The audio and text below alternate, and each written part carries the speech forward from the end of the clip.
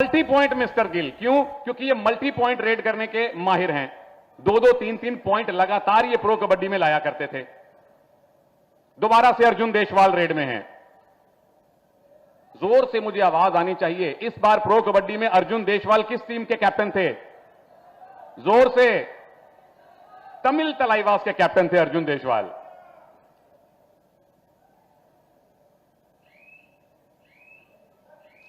Running hand touch की कोशिश है और हाई होल्ड किया है अर्जुन देशवाल का।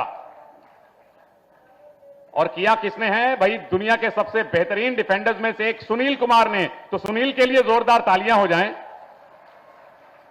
सुनील कुमार एशियन गेम्स खेले, 2 साल पहले एशियन चैंपियनशिप खेले, दोनों में गोल्ड मेडल भारत को मिला था। बोनस की मांग है, बोनस नहीं मिला। बोनस का नियम साफ है कि एक पैर बोनस लाइन के पार हो, दूसरा उसी समय हवा में हो। रोहित तोमर कर रहे हैं रेड। अच्छा, दर्शक दीर्घा में से कौन बताएगा रोहित तोमर किस कबड्डी टीम से खेले हैं प्रो कबड्डी में? जोर से बताइए। यूपी योद्धा से खेले हैं। Well done. और इनके सामने सेंटर में 2 सबसे खतरनाक डिफेंडर खड़े हैं। जोर से नाम बताइए उस जोड़ी का, ताकि सीएम साहब को पता चले कौन सी जोड़ी खेल रही है। हां जी, सुनील प्रवेश की जोड़ी। टाइम आउट बुलाया गया है और 26-11 से अभी भी यूपी की टीम लीड में है। भाई तालियां क्यों नहीं सुनाई दे रही हैं आपकी?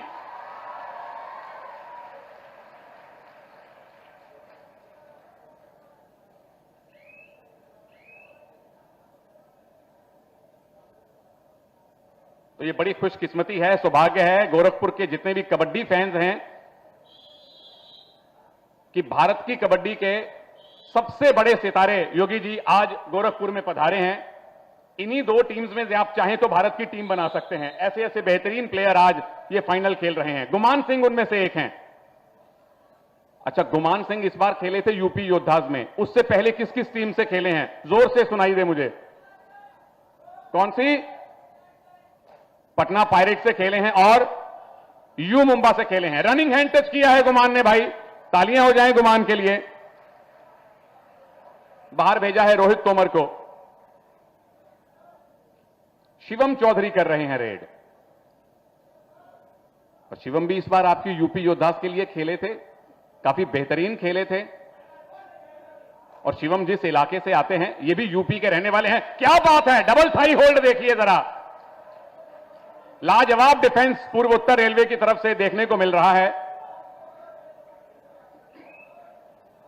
अब बचे हैं यूपी के पाले में 4 खिलाड़ी, यानी बोनस नहीं मिल सकता। दूसरी लाइन बोनस लाइन को पार करें तो भी बोनस नहीं मिलेगा। उसके लिए कोर्ट में 6 या 7 प्लेयर होने चाहिए। रेडर हैं गुमान सिंह। बैक होल्ड शानदार है। साहुल कुमार ने यह बैक होल्ड किया है, जो यूपी की टीम में भी खेल रहे हैं और रहने वाले भी यूपी के हैं। शामली से आते हैं और इस बार यूपी योद्धास के लिए भी प्रो कबड्डी खेले थे। अर्जुन देशवाल लेफ्ट से रेड कर रहे हैं। क्या किसी ने पहले इनको लेफ्ट से रेड करते देखा है? बहुत कम देखा है। अब चले गए वापस राइट से रेड करने।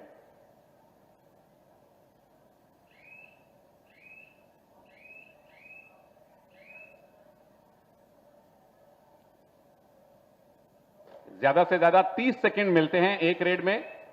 चाहे रेडर पॉइंट ले या ना ले, 30 सेकंड से पहले उसे अपने पाले में वापस जाना है। रेडर इस समय है सुरेंद्र गिल। डिफेंस है 5 का, जो सबसे मुश्किल डिफेंस में से एक माना जाता है पॉइंट लेने के लिए।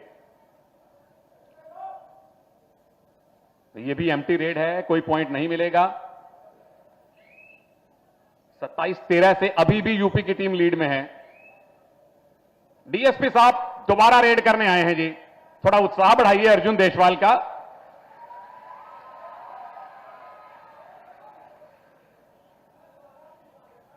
पिछली रेड इनकी एम्प्टी थी, तो इस बार पॉइंट लेना पड़ेगा, वरना अगली रेड बन जाएगी कौन सी? डू और डाई।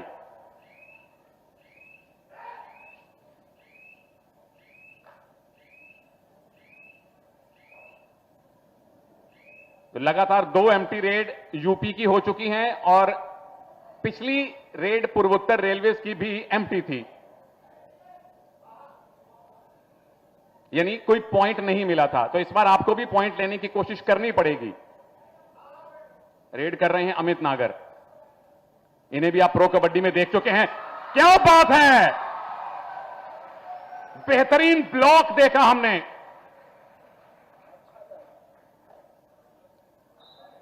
और यह है डू और डाई रेड।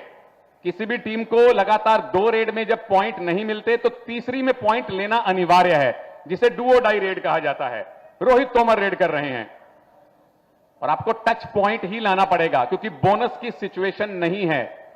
बोनस के लिए 6 या 7 डिफेंडर होने चाहिए।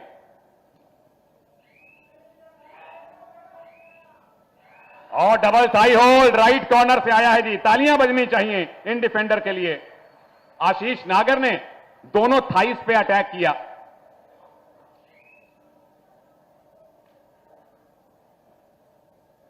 दूसरे हाफ में काफी बेहतर डिफेंस की।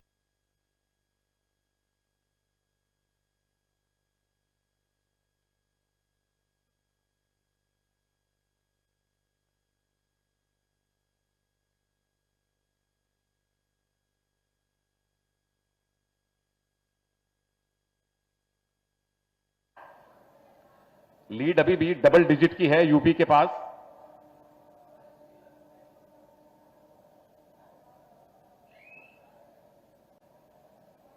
अब तालियां बजनी चाहिए। देखिए तो सही, यूपी के सबसे बड़े सुपरस्टार, भारत के सबसे बड़े सुपरस्टार अर्जुन देशवाल रेड में हैं। अच्छा, अर्जुन देशवाल ने प्रो कबड्डी में किस टीम से डेब्यू किया था, कौन बता सकता है? इनकी पहली टीम कौन सी थी? जोर से बताइए जरा, ताकि सीएम साहब को भी पता चले। ओ क्या बात है, एस्केप शानदार, मल्टी पॉइंट रेड, 2 पॉइंट मिले अर्जुन देशवाल को।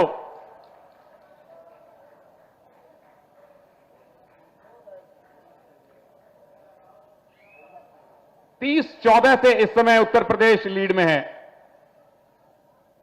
गुमान सिंह है रेड में।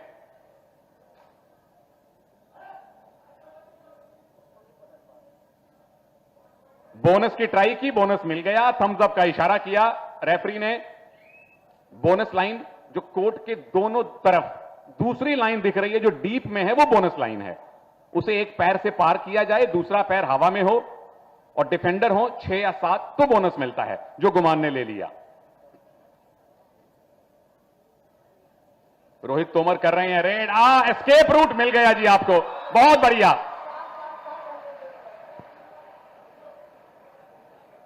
अच्छी खासी लीड में है उत्तर प्रदेश। 31 पॉइंट हो चुके हैं यूपी के, और सुरेंद्र गिल है रेड में। मल्टी पॉइंट मिस्टर गिल, और मल्टी पॉइंट रेड करनी पड़ेंगी।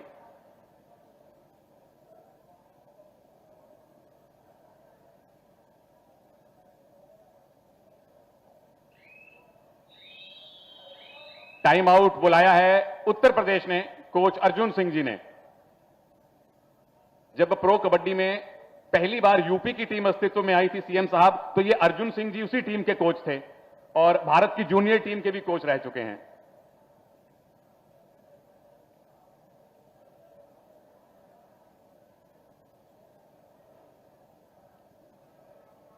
टाइम कीपर साहब, टाइम कितना बाकी है मैच में? 4 मिनट का खेल, यानी कि 8 से 10 रेड्स टोटल अब इस मैच में हो सकती हैं।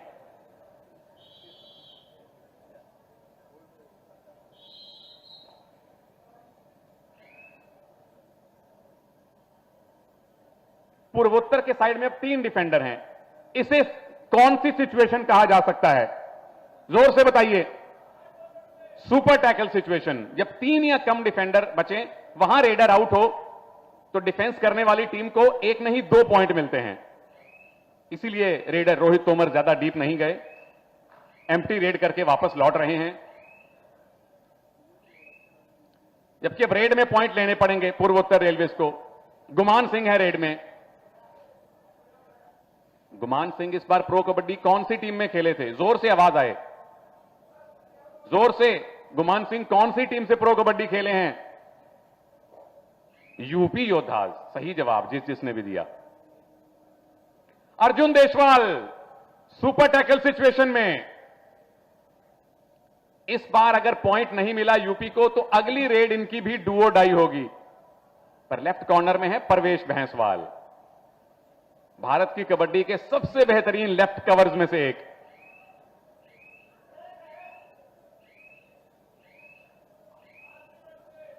आखिरी 3 मिनट और सुरेंद्र गिल रेड में जा रहे हैं। बोनस ऑन है, 7 डिफेंडर हैं। अब सुरेंद्र ने अगर बोनस लाइन को पार किया तो 1 पॉइंट मिलेगा। वो मूड में नहीं लग रहे।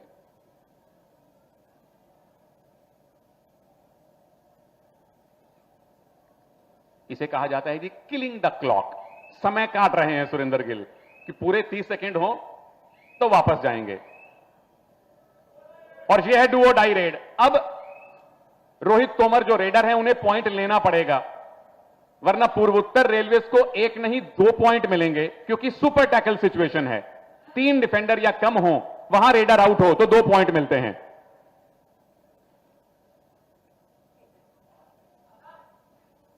हुप लिंक्स फर्स्ट, परवेश भैंसवाल को आउट किया क्या? तालियां दोबारा से बजाइए, यह बहुत बड़ा पॉइंट है। गुमान सिंह आउट हुए हैं इनफैक्ट, और सुरेंद्र गिल जा रहे हैं रेड में। 32-16 से यूपी लीड में है और 2 मिनट का टाइम बाकी है।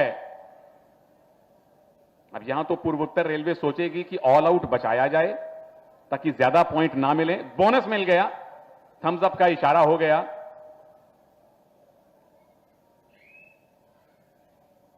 अर्जुन देशवाल रेड में हैं।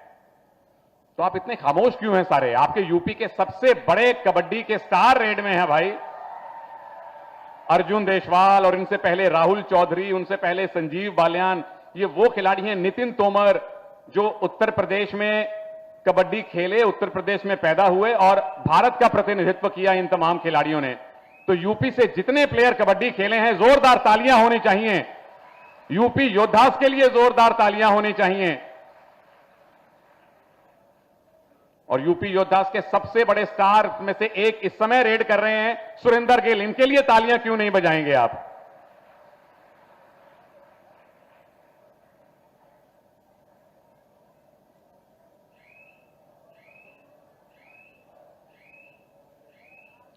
फिर से किलिंग द क्लॉक।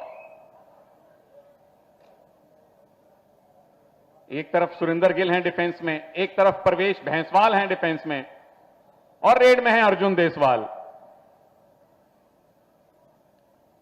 समय बचा है बड़ा थोड़ा, 2 मिनट से कम का, यानी 2 या 3 रेड्स अब इस मैच में और बाकी हैं।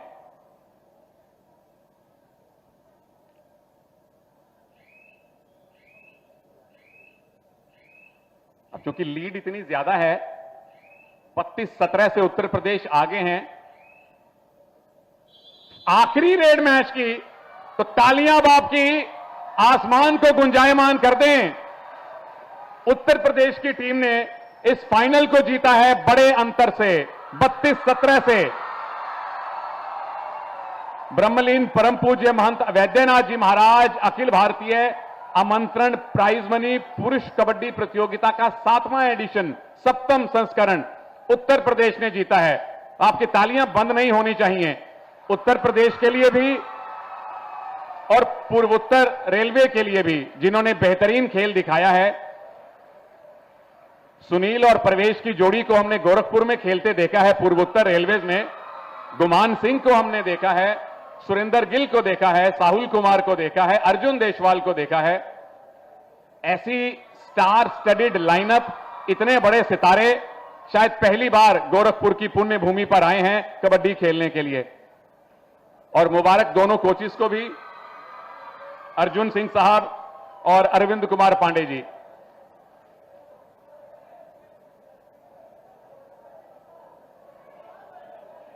और अब मेरा विनम्र निवेदन है माननीय मुख्यमंत्री जी से कि तमाम उपस्थित कबड्डी खिलाड़ियों को, फैंस को आप अपना आशीर्वचन प्रदान करें। माननीय मुख्यमंत्री जी, जोरदार तालियों के साथ स्वागत। भारत माता की, भारत माता की, भारत माता की। ब्रह्मलीन महंत अवैद्यनाथ जी महाराज अखिल भारतीय प्राइज मनी पुरुष कबड्डी प्रतियोगिता के आज के इस फाइनल प्रतियोगिता में उपस्थित गोरखपुर के महापौर डॉक्टर मंगलेश श्रीवास्तव जी, जिला पंचायत अध्यक्ष श्रीमती साधना सिंह जी, विधान परिषद सदस्य डॉक्टर धर्मेंद्र सिंह जी, मान्य विधायकगण श्री फतेह बहादुर सिंह जी, महेंद्र पाल सिंह जी, प्रदीप शुक्ला जी, भारतीय जनता पार्टी के जिला के अध्यक्ष जनार्दन तिवारी जी, महानगर संयोजक श्री राजेश गुप्ता जी, डॉक्टर विभाड़ चंद कौशिक जी, जगत गुरु संतोषाचार्य जी महाराज, सतवा बाबा, कालीबाड़ी के महंत श्री रविंद्र दास जी, पूर्व महापौर श्रीमती सत्या पांडे जी, अध्यक्ष जिला कुश्ती संघ श्री दिनेश सिंह जी, अरुणेश शाही जी, उत्तर प्रदेश के कृषि उत्पादन आयुक्त श्री दीपक कुमार जी, सचिव खेल श्री सुहास एलवाई जी, खेल विभाग के निदेशक श्री आरपी सिंह जी, आज के इस कबड्डी प्रतियोगिता में उपस्थित सभी प्रतिभागीगण और उपस्थित बहनों और भाइयों, अभी हम लोगों ने ब्रह्मलीन महंत वैद्यनाथ जी महाराज अखिल भारतीय प्राइज मनी पुरुष कबड्डी प्रतियोगिता के फाइनल मैच के इस रोमांचक खेल को यहां पर देखा है। आपने देखा होगा इस खेल में स्फूर्ति भी है और व्यक्ति के मन में टीम भावना के साथ कार्य करने का एक जज्बा भी।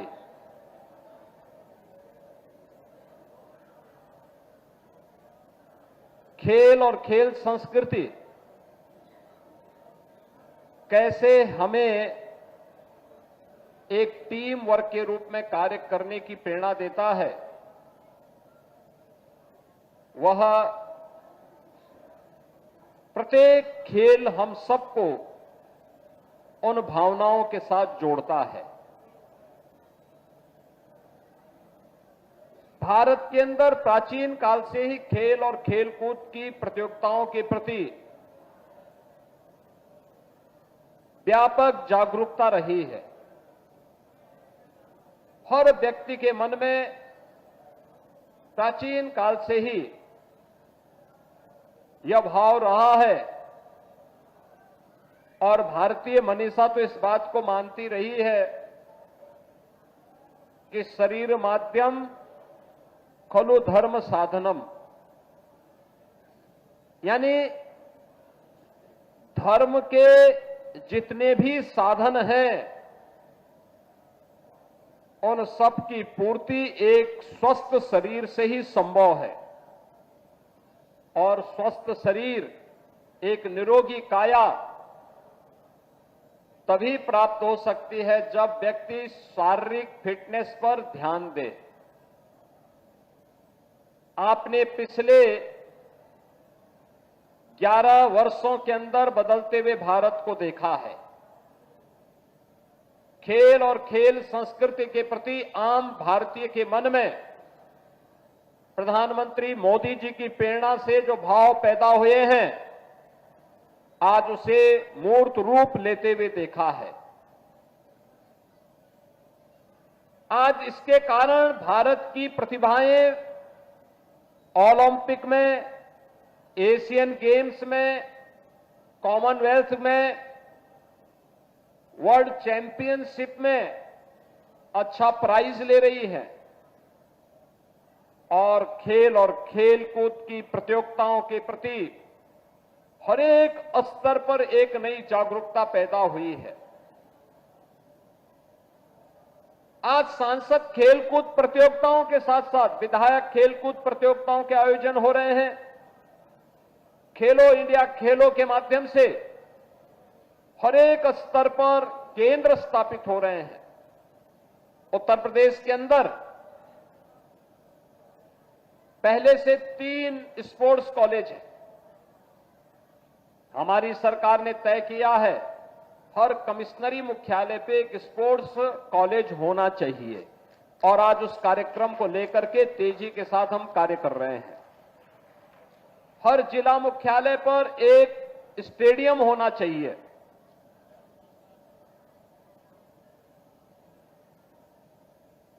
हर ब्लॉक लेवल पर एक मिनी स्टेडियम का निर्माण होना चाहिए और युद्ध स्तर पर इन कार्यक्रमों के साथ सरकार जुड़ी है। इनको लगातार इन सुविधाओं को बढ़ा रही है। गांव-गांव में खेल का मैदान हो, ओपन जिम का निर्माण हो, सरकार का जो पैसा वित्त आयोग के माध्यम से पंचायतों को जाता है, उसकी प्रायोरिटी में खेल का मैदान, ओपन जिम, खेलकूद की गतिविधियों को प्रोत्साहन करने का कार्यक्रम, ये उसकी प्राथमिकता का हिस्सा होता है और उसी हिस्से के परिणाम स्वरूप आज प्रदेश के अंदर खेलकूद की गतिविधियां बड़ी तेजी के साथ प्रत्येक स्तर पर बढ़ती हुई दिखाई दी है। अब तो प्रदेश अपना स्पोर्ट्स विश्वविद्यालय का कार्यक्रम भी प्रारंभ कर चुका है और मुझे बताते हुए प्रसन्नता है कि उत्तर प्रदेश के अंदर मेरठ में हॉकी के जादूगर मेजर ध्यानचंद जी के नाम पर हम लोग एक स्पोर्ट्स यूनिवर्सिटी का निर्माण कार्य कर रहे हैं, जिसका पहला सत्र इस वर्ष से प्रारंभ भी हो गया है।